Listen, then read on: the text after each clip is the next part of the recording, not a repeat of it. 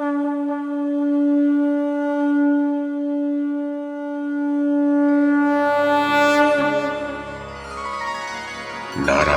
नमस्कृत्य नरं चैव नरोत्तमं देवीं सरस्वतीं व्यासं ततो जयमुदीरयेत्। ओम नमो भगवते वासुदेवाय, ओम नमः पितामहाय, ओम नमः प्रजापतिभ्यः, ओम नमः कृष्णद्वैपायनाय, ओम नमः सर्वविघ्नविनायकेभ्यः।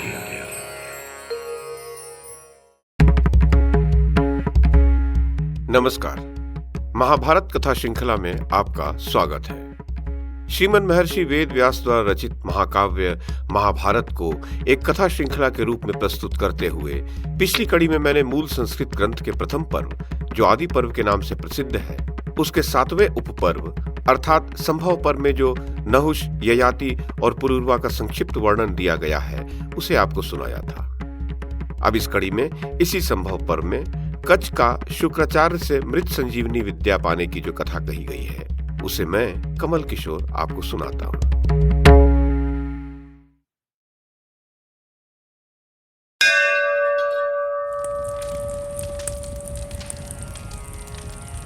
जन्मेजय ने पूछा, तपोधन, हमारे पूर्वज महाराज ययाति ने जो प्रजापति से 10वीं पीढ़ी में उत्पन्न हुए थे, शुक्राचार्य की अत्यंत दुर्लभ पुत्री देवयानी को पत्नी रूप में कैसे प्राप्त किया? वैशंपायन जी ने कहा, जन्मेजय, एक समय देवताओं और असुरों में परस्पर बड़ा भारी संघर्ष हुआ। उसमें विजय पाने की इच्छा से देवताओं ने अंगिरा मुनि के पुत्र बृहस्पति का पुरोहित के पद पर वरण किया और दैत्यों ने शुक्राचार्य को पुरोहित बनाया।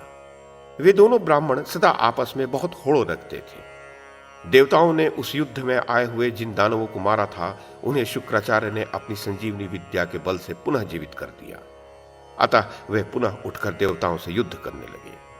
परंतु असुरों ने जिन देवताओं को मारा था, उन्हें बृहस्पति जीवित न कर सके, क्योंकि शक्तिशाली शुक्राचार्य जिस संजीवनी विद्या को जानते थे, उसका ज्ञान बृहस्पति को नहीं था। इससे देवताओं को बड़ा विषाद हुआ। देवता शुक्राचार्य के भय से उद्विग्न हो उस समय बृहस्पति के ज्येष्ठ पुत्र कच्छ के पास जाकर बोले, ब्राह्मण, हम आपके सेवक हैं, आप हमें अपनाइए और हमारी सहायता कीजिए। शुक्राचार्य के पास जो मृत संजीवनी विद्या है, उसे शीघ्र सीखकर यहां ले आइए। इससे आप हम देवताओं के साथ यज्ञ में भाग प्राप्त कर सकेंगे। इन दिनों राजा वृषपर्वा के समीप आपको शुक्राचार्य का दर्शन हो सकता है। वहां रहकर वे दानवों की रक्षा करते हैं।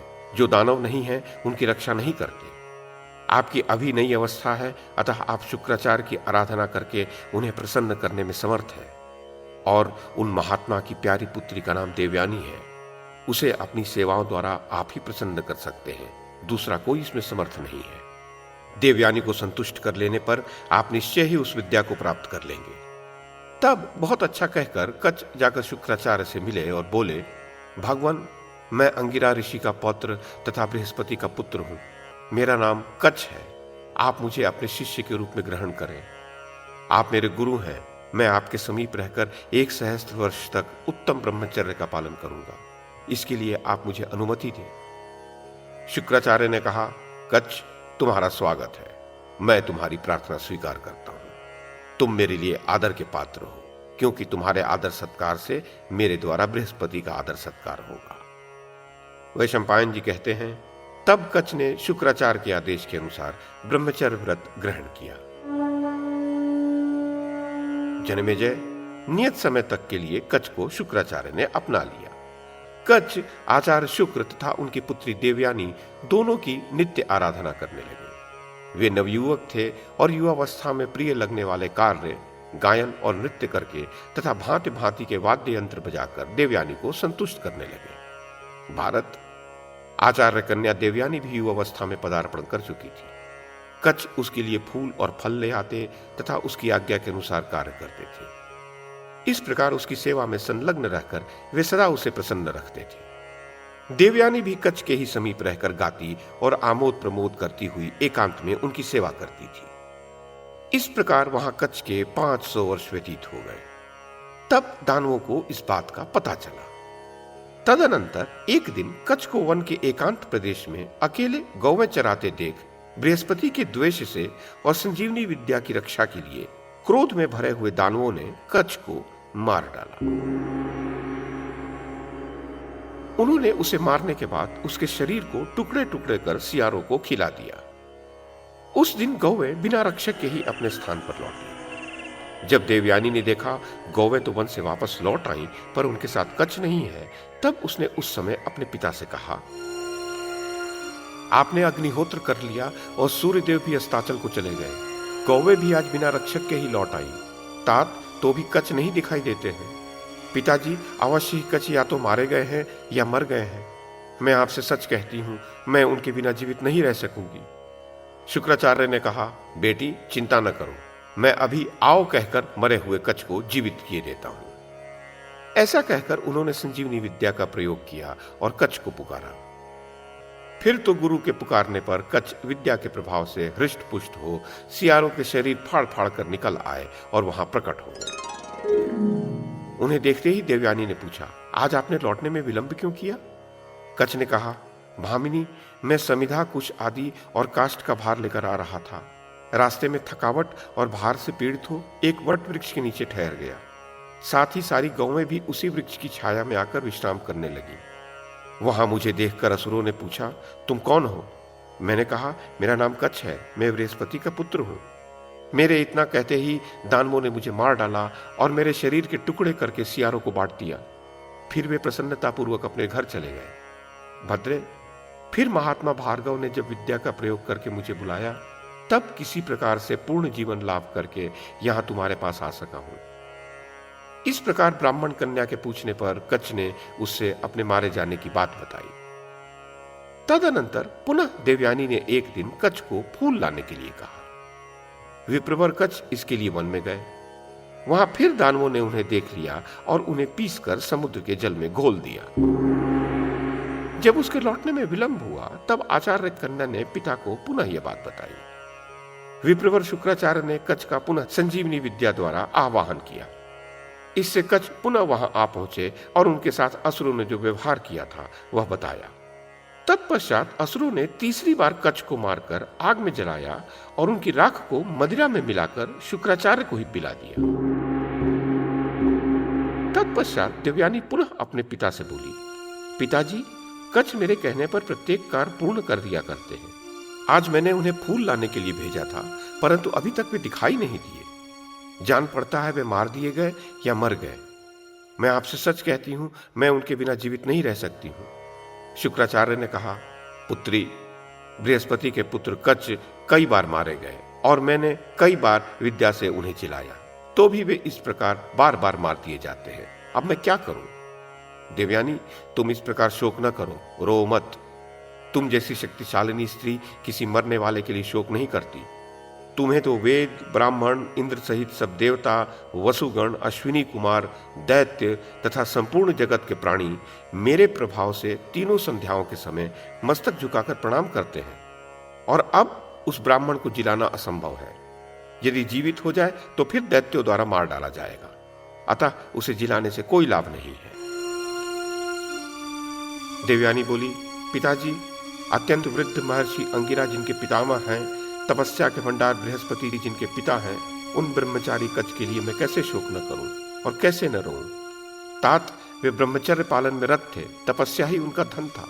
वे सदा ही सजग रहने वाले और कार्य करने में कुशल थे। इस कारण से कच्छ मुझे बहुत प्रिय थे। वे सदा मेरे मन के अनुरूप चलते थे।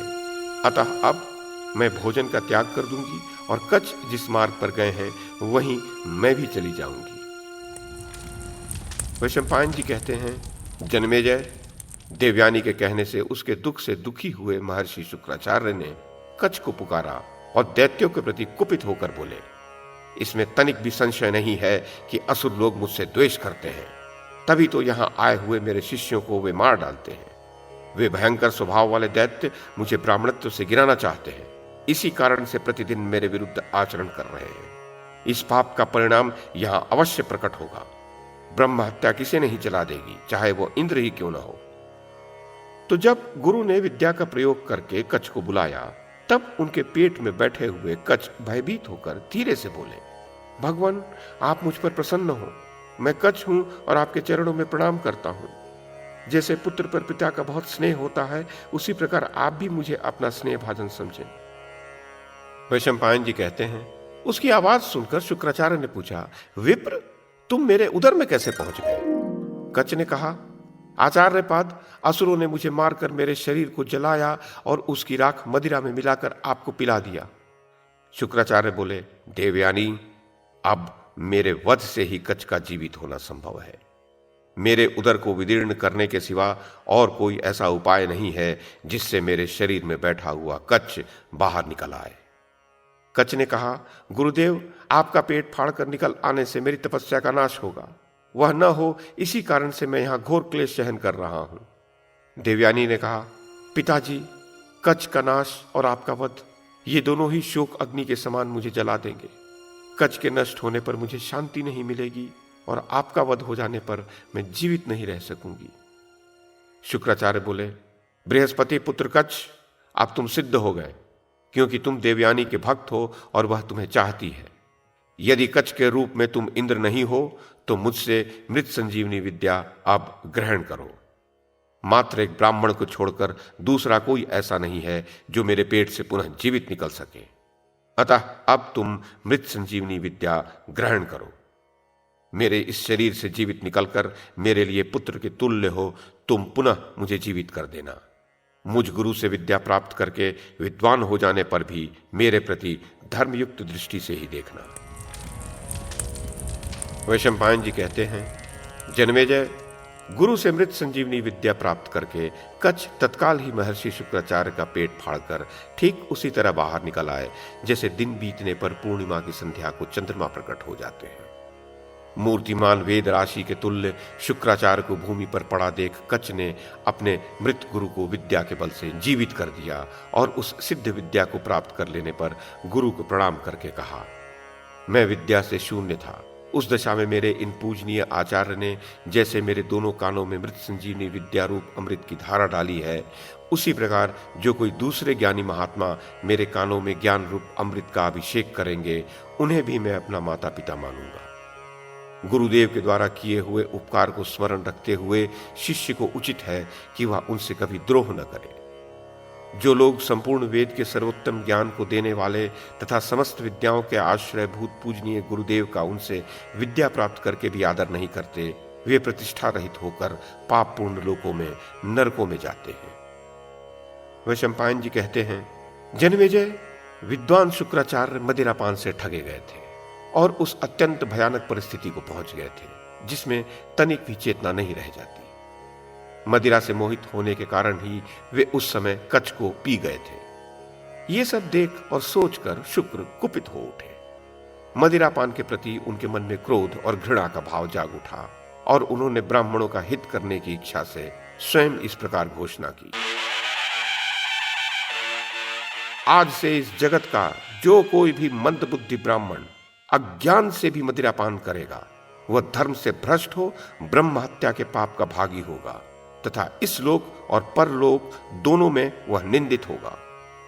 धर्मशास्त्रों में ब्राह्मण धर्म की जो सीमा निर्धारित की गई है, उसी में मेरे द्वारा स्थापित की हुई यह मर्यादा भी रहे और यह संपूर्ण लोक में मान्य हो। साधु पुरुष, ब्राह्मण, गुरुओं के समीप अध्ययन करने वाले शिष्य, देवता और समस्त जगत के मनुष्य मेरी बांधी हुई इस मर्यादा को अच्छी तरह सुन लें। ऐसा कहकर शुक्राचार्य ने दानवों को बुलाया और कहा, जिन महात्मा कच्छ ने देवताओं के लिए वह दुष्कर कार्य किया है, उनकी कीर्ति कभी नष्ट नहीं हो सकती और वे यज्ञ भाग के अधिकारी होंगे।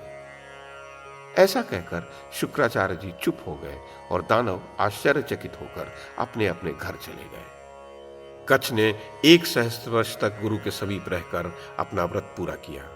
तब घर जाने की अनुमति मिल जाने पर कच्छ ने देवलोक में जाने का विचार किया।